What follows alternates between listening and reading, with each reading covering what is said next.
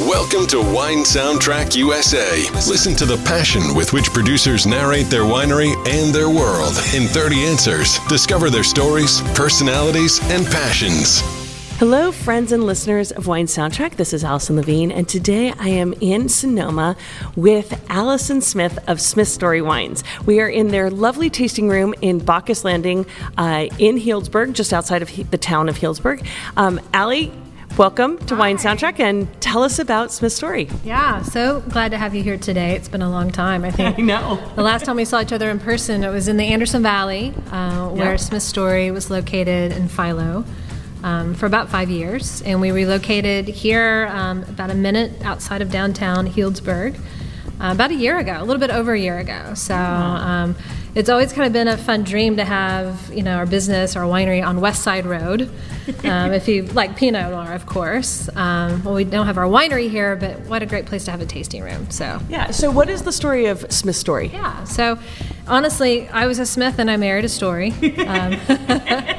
It's a silly thing, but Eric and I met when we both were working for K&L Wine Merchants. He kind of grew up working for K&L and ultimately was a buyer for them for their German wines, Loire Valley, Austria, Alsace, Greece, Republic of Georgia. Goes way back. So I was there for 1 year of my life, and for a lot of good reasons. It was kind of I say it's my Ivy League kind of business school time of wine. I learned so much. Learned how to really be confident in my wine palate, but also just learn a lot about the business. Mm-hmm. And I think Eric and I at the time were just friends. Maybe we crossed over that friendship bridge over the years after that. But when I moved back home for a long time, which was Texas, and I lived in Dallas, lived in Austin. And long story short, the San Francisco Giants, when they were playing the Texas Rangers in the 2010 World Series, I think he sent me an email. He says I sent him an email. But he sent me an email saying, hey, welcome back to California. I had moved back to Sonoma County. Was running my sales agency. And he said, how about the loser has to cook the other one dinner? And so we agreed, bets on. And the Rangers lost that series. The Giants won. I cooked dinner. We opened about 5 bottles of wine. And that following January, we've been together ever since. So, and what year was that? Yeah, gosh, that was in 2011. So. And when did you launch your own brand? 2014. Okay. So, but before that, we had spent some time in the Anderson Valley together back in 2004 and 5.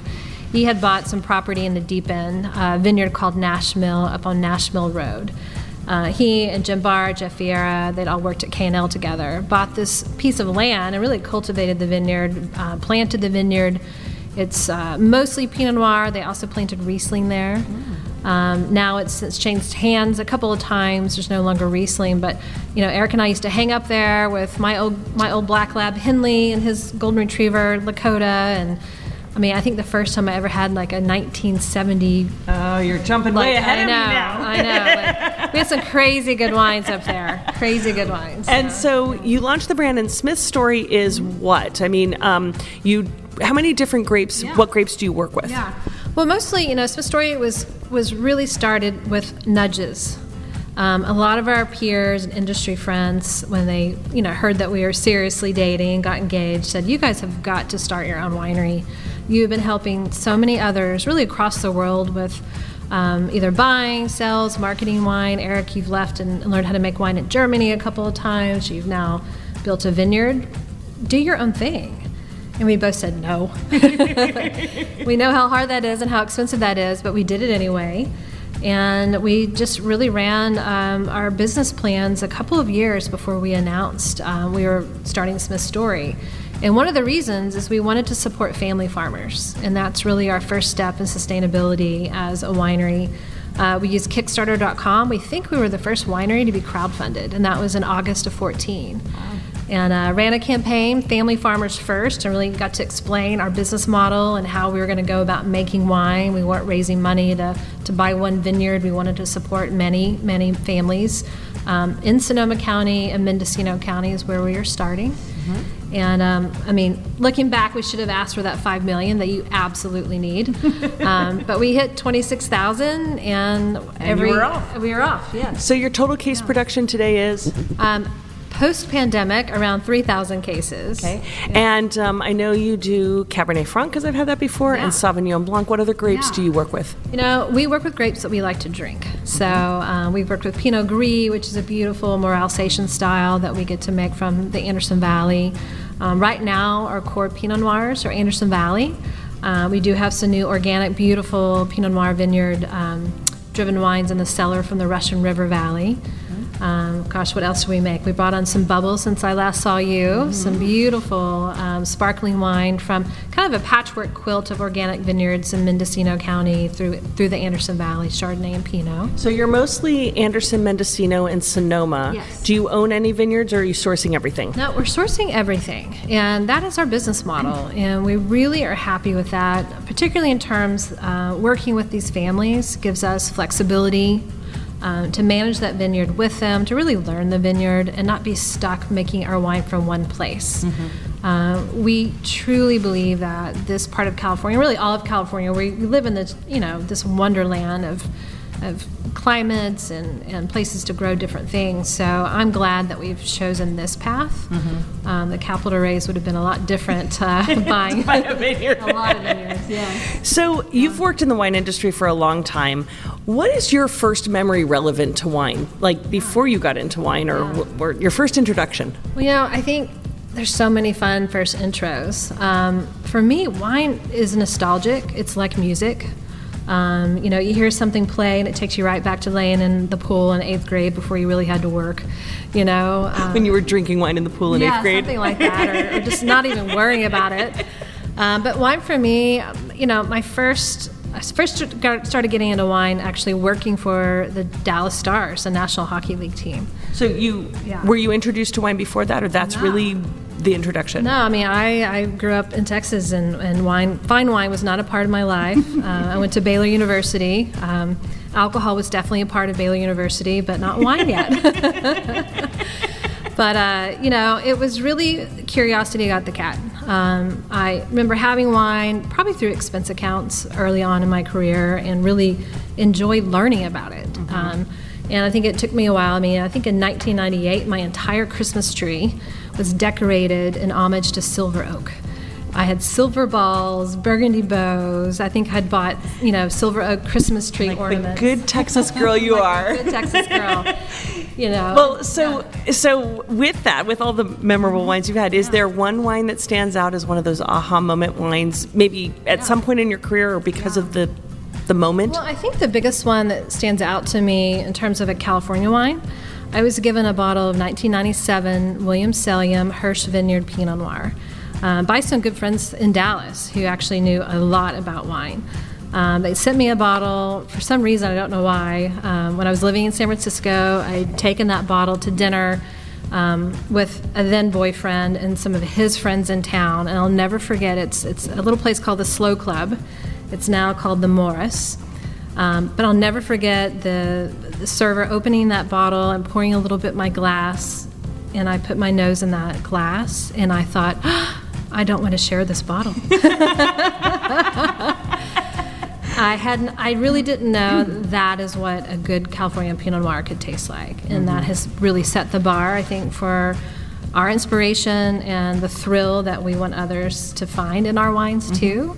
And I've had that 97 a few times since, but man, that was such a concrete moment in my wine life. Yeah.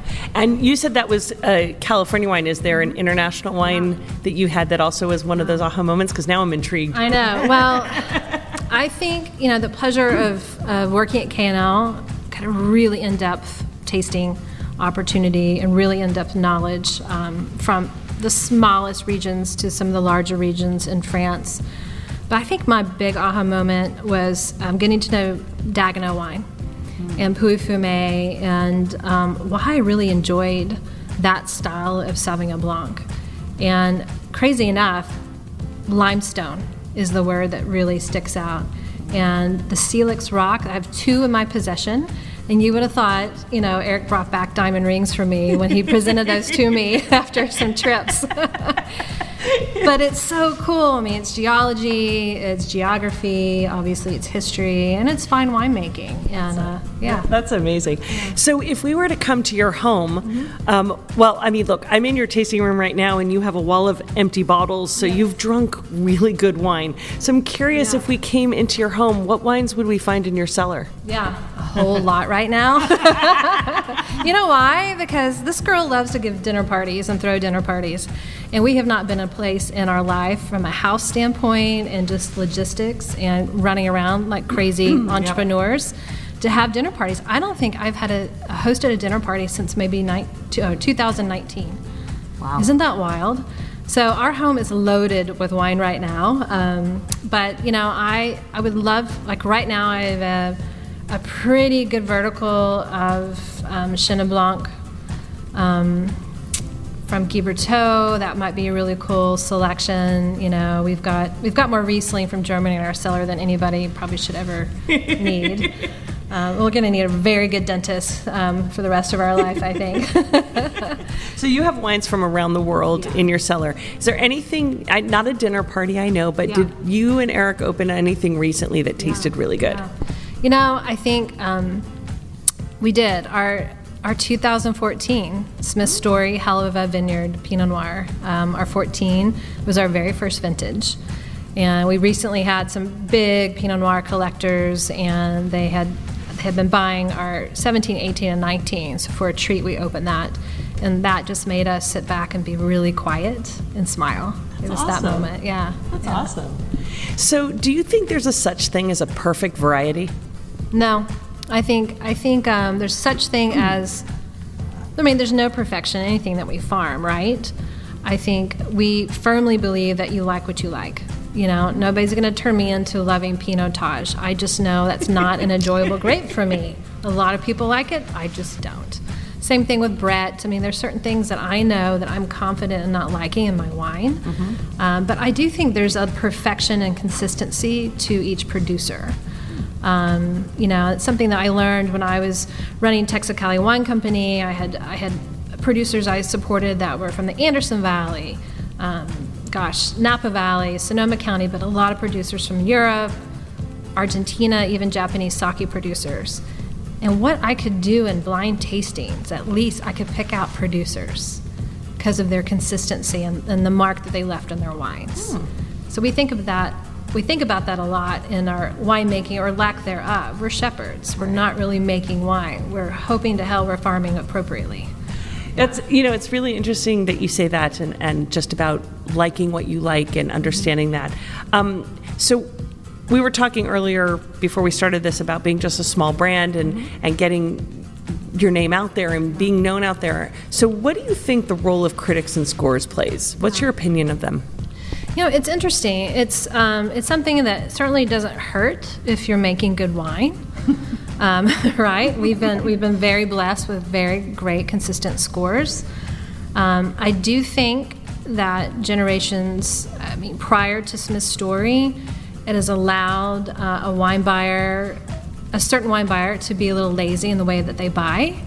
I want to learn about a wine on a shelf, not buy it because of a score. So I think it's helpful both ways. What we have found, and maybe because we were kickstarted and crowdfunded, our peer-to-peer is just as impactful as our 90-plus scores. And that really, I think, is a great mix. We worked hard the last 9 years proving that we know what we're doing and we can do this, and the level of achievement now is just people now sharing their delightfulness with others about Smith Story wines. Does that make sense? It makes total sense. Yeah. So I know that you said that you're an equal opportunist when it comes to wine, and that's fair, but if you had to give one answer, can you? Red, white, or rosé? White wine. Still or sparkling? Still. Pretty easy. Yep. And listen, I wish I had one more quick answer, but that's it. This is Eric asked me when in our dating life, what my desert island wine, and I said, an aged Sauvignon, and he just flipped out. He's like, "You are mine forever," right? It's so interesting, An aged Sauvignon is a Chenin Blanc that's probably really interesting to smell for a good hour before you even start drinking it, right? So, Well, okay, so now you said you like to give dinner parties, and so obviously there's an element of pairing food and wine. It's also about the gathering and the people and everything. But how much thought do you put into food and wine pairing? And are there certain things you look for? Are there tips you can share with someone? Or do you just say, we're opening up a vertical of Chenin Blanc and damn it, that's what we're going to do? No, I mean, I think you need to. I don't think you have to. I think, we tell a lot of stories in this room. And telling a story, much like singing, playing music, is going to resonate.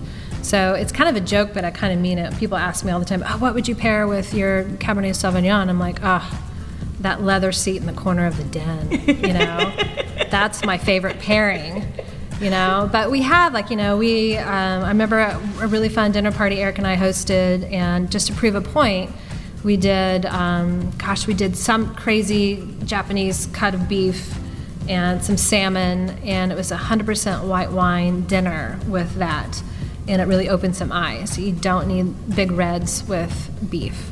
So I think you need to remain curious in your pairings, but nothing is a absolute yes or no for me. I mean, I don't like carmeniere and fish. That I'll give you that. That's not my favorite. It's not my favorite. So for someone who hasn't had the pleasure to taste Smith Story wines yet, what do you think they're missing out on? I mean, I know you spoke about being about the farmer, so I know that's a big point, but what would you say is sort of they're missing and they need to come try it? Well, I really think it's just the prettiness of our wine, the vibrancy and the refreshing. I mean, we've gotten a lot of guests that say, there's such a joy in your wine. And that is such a great, fulfilling thing to hear.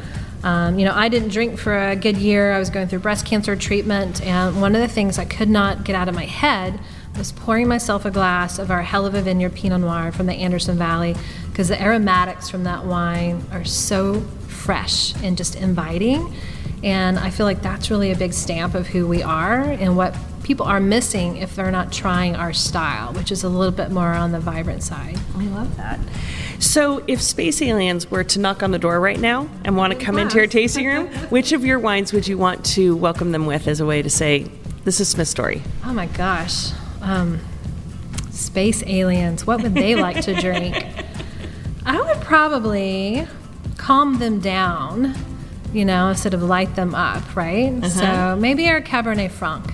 It's a thinker's wine. I have to say, the first time I ever met you, that was the first wine I tried, and I loved it from the moment I tried it. I love it. Well, it's, we say, our best guests and customers are curious wine drinkers, right? Wine often makes us stop and think about it. Oh my gosh, this just took me somewhere. What am I smelling? How did you do this? So I think our Cab Franc is a tribute to how those vineyards are farmed. And, if a Cab Franc doesn't get ripe all the way to the center core, that's when it's giving off a lot of the pyrazines and that green kind of bell pepper. So we really work hard with the vineyard crew and watch the weather. Of course, it's all about the weather. And if we think we're getting close to a pick date, we start removing the canopy, at least on one side of the rows, just to allow that cluster to get one more punch of full sun and ripen. Well, speaking of watching the weather and being in the vineyard, are there any signs or predictors you look for that are going to tell you what a vintage is going to be? Yeah, it's been interesting because we've taken a few of our vineyards, we've partnered with our vineyards from a sustainable, loosely organic practicing all the way through full organic practices. And so what Gardening 101, when you change the soil, when you change a pot, that plant breaks down a little bit or stops. So we've had to really be careful about forecasting, because the vineyard that maybe was giving us 10 tons, the first couple of years were full-blown organic, not touching, just really watching that vineyard, we're maybe going to get 6 tons. So those are some things. When we look at a new vineyard, we look at neighbors as much as we look at the vineyard itself, because we don't want neighbors that may be a cannabis producer that's not practicing organically. I have a theory, I don't know if it's right or not, but I don't really like to be in vineyards close to cattle ranches and dairy farms. There's just different smells and different things in the soil. That's not my taste. It's not a bad thing, it's just not my taste. So yeah, there's lots of things to consider. I mean, it's gardening and farming, right? And so with that, every vintage tells a different story. And have you noticed in the 10 years, almost 10 years that you've been making wine, that there's more variation from vintage to vintage or more commonality? How do you look at that and how it reflects in your wine? Well, I think for sure more variation vintage to vintage based on the heat. We talk about we're almost sold out of all of our 17s, so there's a little bit of our reds in our library. But we had a heat spike during Labor Day, and everybody scrambled to pick before the heat spike. But primarily, a lot of our Pinot Noir was up in the Anderson Valley, and it's just a little bit cooler up there. So we held off, and we're so glad we did, because it really shows a level of elegance in those 17 wines that I think we would not have received if we had picked a week earlier. They just weren't ready yet. So I think that has a lot to do with the vintage water. It's going to be interesting this year with all this rain. I know there's some vines that are starting to come alive, and I've been seeing bud break reports, and there's another gushing storm on the way next week. So it's a little scary. We're ready to dry out a little bit. I mean, Yeah. So have you and Eric established any sort of good luck rituals that you do at the start of harvest? Yeah, so our good luck ritual usually is obviously a great bottle of sparkling wine. And I think over the years, my favorite bottle we've opened to kind of christen harvest was a sparkling wine from the Jura. It was more of a Cremant style, and it also allows us to really obviously thank the cellar crew, but tell them a little bit about the wine too. Typically when we're bringing in Sauvignon Blanc, if we can, we'd like to bring in some Sauvignon Blancs that represent the style of wine that we love and we're making. And there's a little education piece to that too. So that's a little good luck. So you obviously drink really good wine, and you and Eric have similar tastes. So I'm curious, for a romantic evening, what sort of wines are being opened for a romantic evening as opposed to any other night that you're drinking really good wine? A romantic evening. Well, let's see. Listen, one thing that we definitely, a new rule after 2020 is no more drinking on the couch. Think about that. We all drank a lot of wine, watching a lot of shows. And listen, I still do. Last night, I still had some pretty good wine sitting on the couch, but it's a new rule that we try to remind each other of, and to sit at least at home, sit at the table with some candles. When we first started living together, that was the rule. We never had dinner anywhere else but our dinner table in our house. And I think, we've all gotten a little lax on that over the years. So, I think if we're going to open something, honestly, a handful of our New Year's Eves have been spent sitting in his truck backed on the coast, Bodega Bay or up in Timber Cove, with a great bottle of champagne and some potato chips and watching the sunset. Like, that's a pretty simple, delicious memory, and it doesn't take much. So yeah. So when you're not working in wine, how do you spend your free time? Yeah, dogs. Well, there's this very beautiful dog that's lying very quietly here. He's very famous, and if anyone's ever been to the Smithsonian website, you will know Lord Sandwich. Tell us a little bit about Mr. Lord Sandwich and his new pal. His new pal, yeah. So Lord Sandwich, he'll be 11 years old in May. He is our golden doodle. Eric and I have both had big dogs in our life, and a good friend of ours, Lucas Meeker, that owns, he and his family run Meeker Vineyards here in Healdsburg. Long time ago, 2010, I was visiting with them and this beautiful, wonderful dog in their office, and I'm like, what kind of dog is that? And it's a golden doodle. I'm like, a what? Never even heard of it. So long story short, Lucas sends me an email like, hey, this is the sweet family where Ennis came from. If you ever wanted to get another dog, I just lost my black lab. And boom, Lord Sandwich was born on May 12th, and he has since been our #1 employee every year.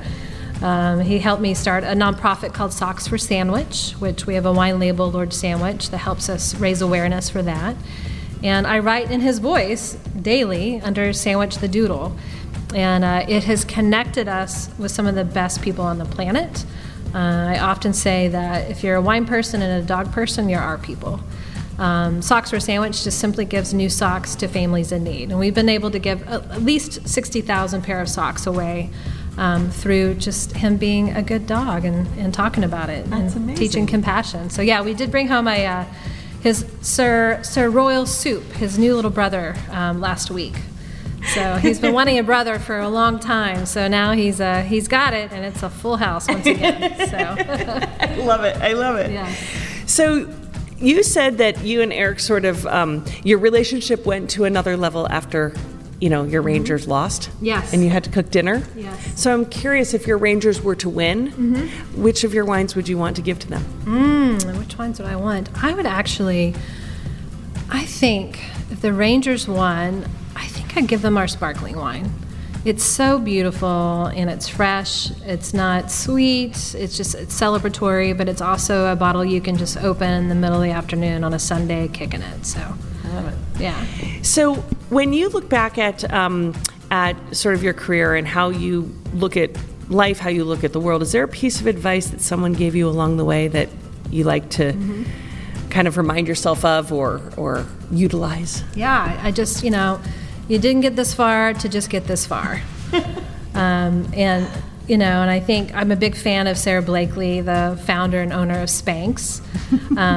I had that idea. I actually didn't have the idea. I actually did that in the 90s when I was already thin as a fin, and cut off my Donna Karan pantyhose and would put those on underneath my slacks for work. I didn't have the idea to make that a business. And she's a billionaire because she had that idea. She turned it into a business. But, so I follow her a lot. And her husband is a really great sales coach that I've taken some classes for. So just keep going. Entrepreneurship is not for the weak. We all hear this, and it's very cliche, but it's true. It sucks most of the time.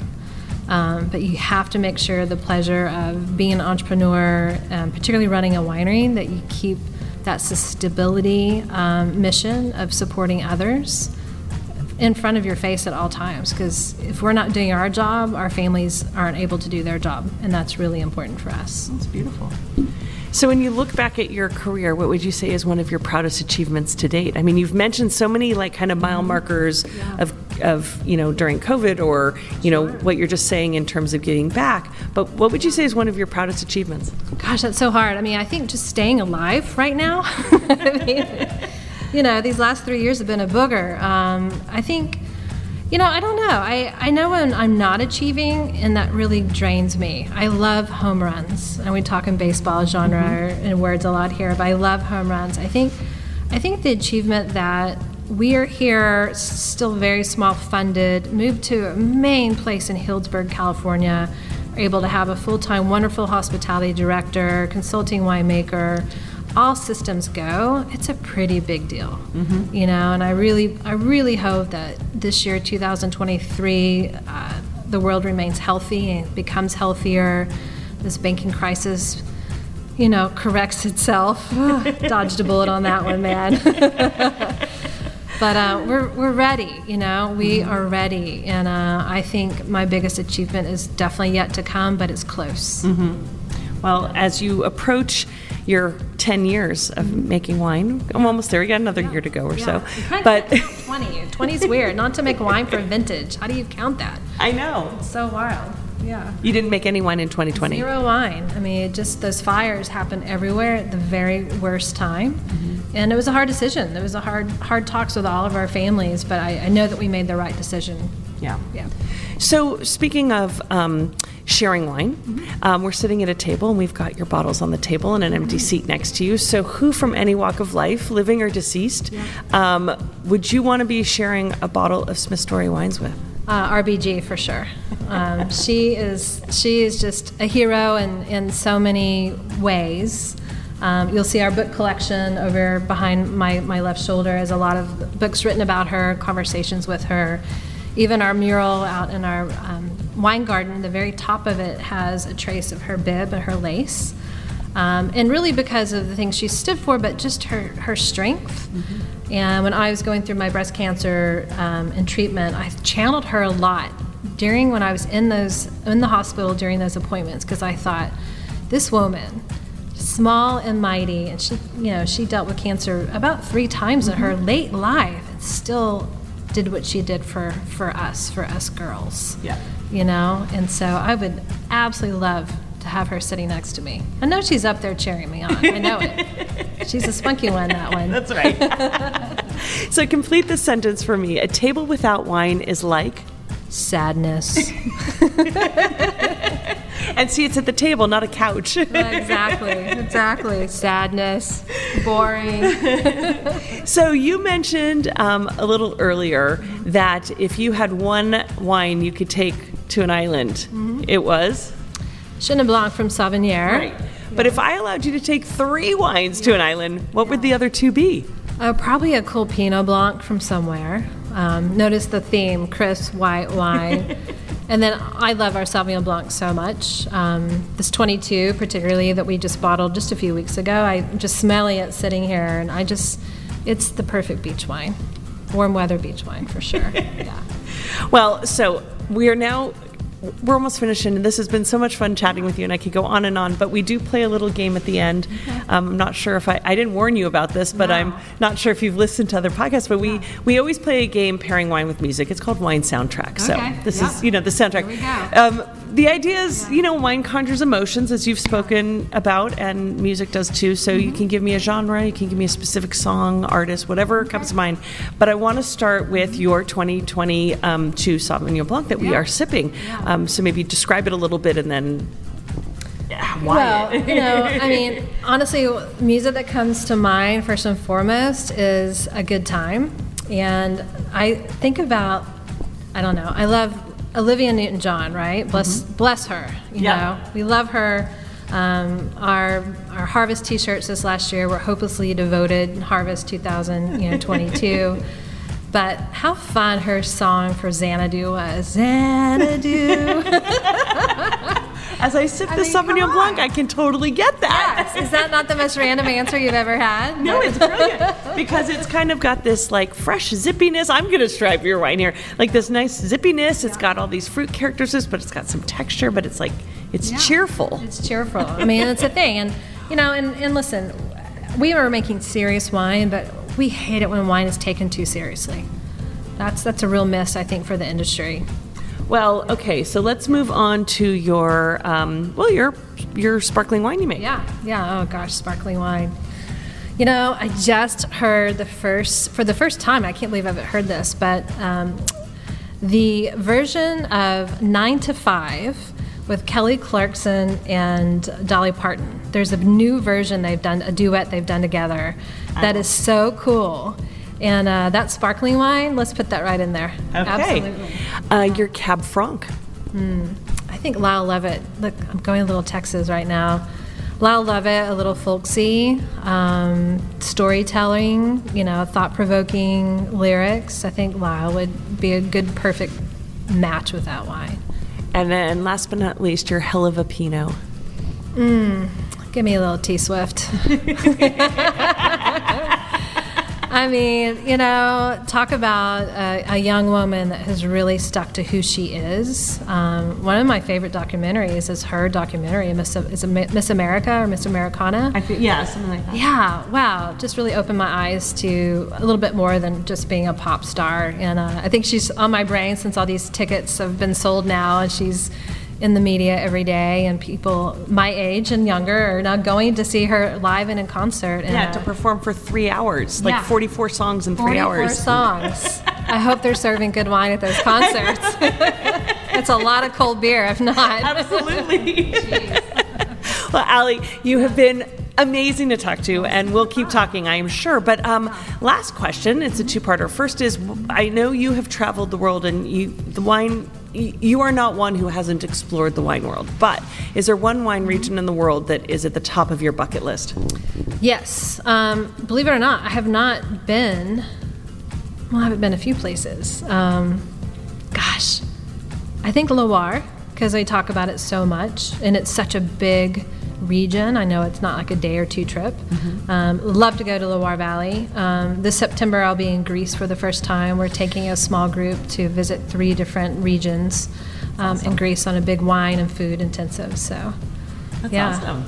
And the second part of that is, if somebody wants to come visit you here, where can they find you? What can they experience? And also online. Sure. Yeah, the best place to kind of keep up with this is daily antics on Instagram. I'm still using Instagram, but it's still really fun. So Smith Story Wines, our website, smithstorywinesellers.com, the visit page. Reservations are definitely preferred Friday through Sunday. It's usually about an hour sit down. If you really want to geek out with us, let us know. We'll put something special together.